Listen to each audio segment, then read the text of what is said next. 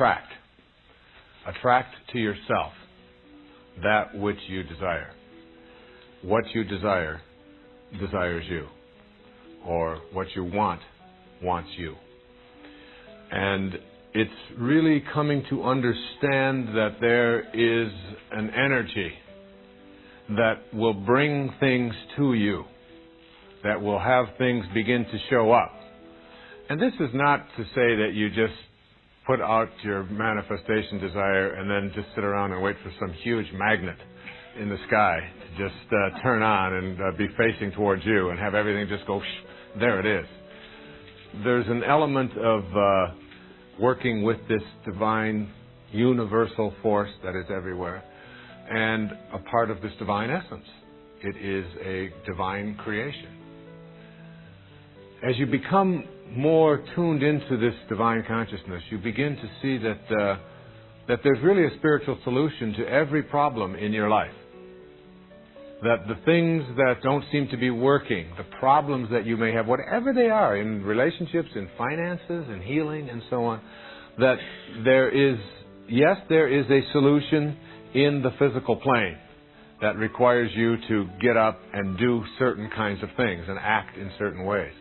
But in back of that action is a thought.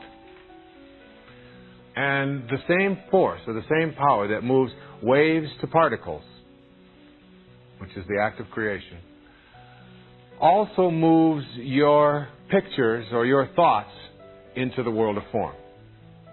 The same intelligence, the same energy that moves a star across the sky moves a thought across your mind.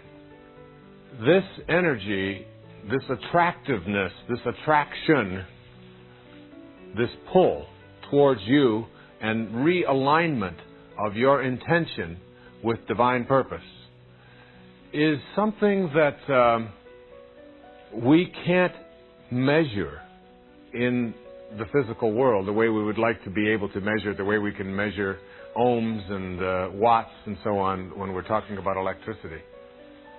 Nevertheless, it is exactly the very same power, and the power that allows for anything to go from wave to particle also is behind your ability to think, and therefore your ability to picture, and your ability to decide what it is that you do desire.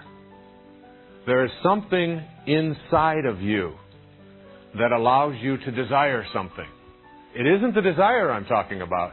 I'm talking about that which gives birth to it, that which allows it to be.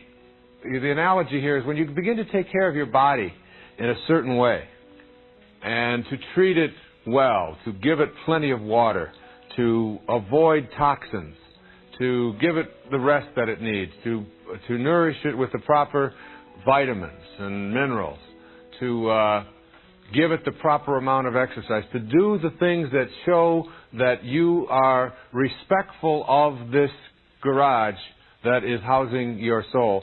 It becomes automatic. It isn't any longer something that you have to struggle with, that you have to work on, and that you have to think about all the time. You go to automatic.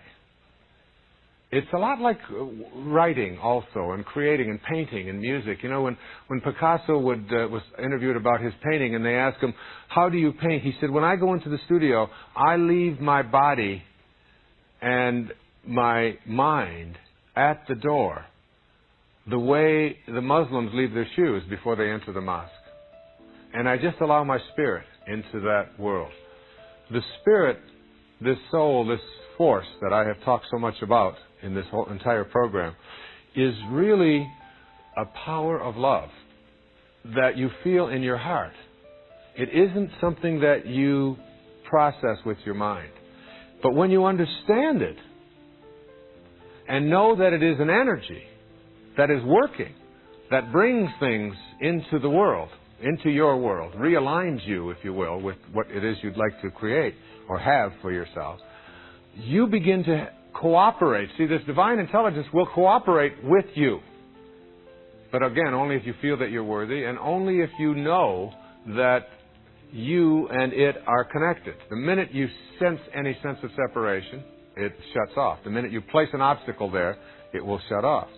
I'll give an example of how this energy works in overcoming some of the things that are struggles for most people in our lives. Most of us have addictions of one kind or another. Almost everyone suffers from some form of addiction. And when I say addiction, I'm talking about something that seems to have more power or control over us than we would like if things were to be perfect. So for some, it's sugar. For some, it's alcohol. For some, it's drugs. For some, it's food. For some, it's approval. Needing to be a part of the tribe. What will they think? Remember the mantra of the tribe. In terms of understanding this as a power and as an energy, I would like you to think of back to the room that I talked about earlier. And your back is against the wall, and everything to the right, even though we know that it's all one. Spirit, God is in everything. Okay? But for purposes of seeing it here, listening to it here, we go back to the room, and everything on the right represents the physical world. Now let's look at an addiction.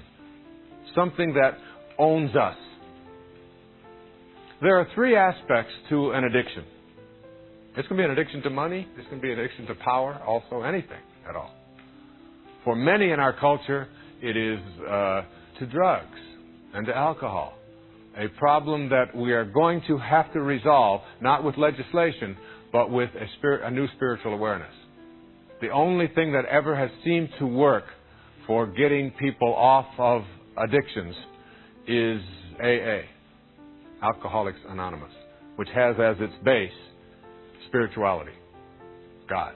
Finding the solution to that which controls you in something other than that which is external to you.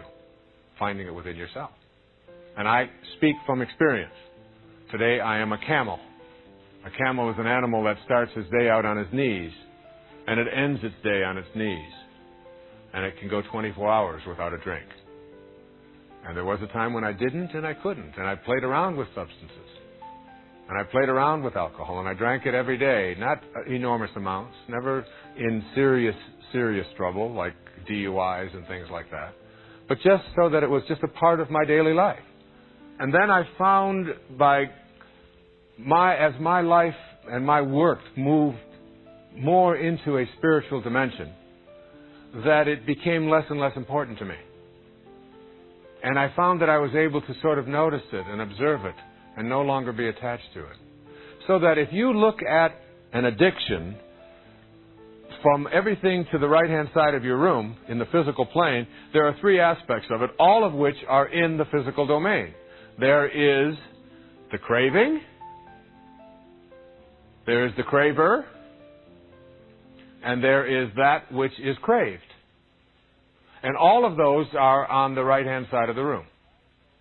The craver is the person, the body.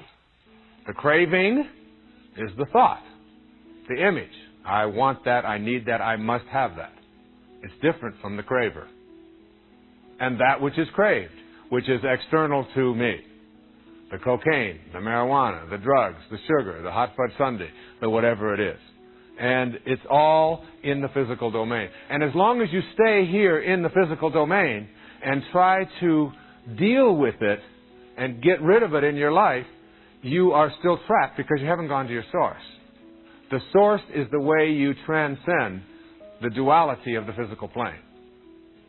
And so, when you go to your source and go to the left-hand side of the room and become your source and now become the witness and observe that and just notice it and just put your attention on it and just watch it with love, which I'll be talking about in the next principle, and just observe it from a perspective of I am connected to that, it is me, I have become it, and I can also transcend it and go beyond it by just putting my attention on a new aspect of myself, which is pure. And so from the position of the source, or the sorcerer, you just watch it. And it's not you. You're free from it. You are just noticing, oh, there goes Wayne again. He's going to have another beer.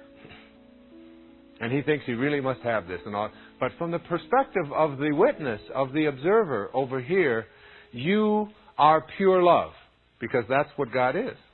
That's what the higher part of you is. Just pure unconditional love. And you direct that energy to that aspect of you which has allowed itself to be addicted. And it disappears.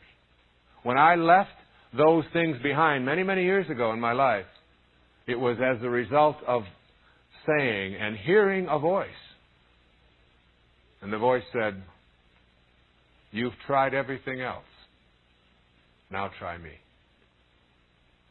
And when I went there and truly went there, and then began my manifestation meditation on that, it was gone. And now today, I can look at those things that I used to crave, those cravings. I can look at the craver and all that is craved, and I can laugh at it.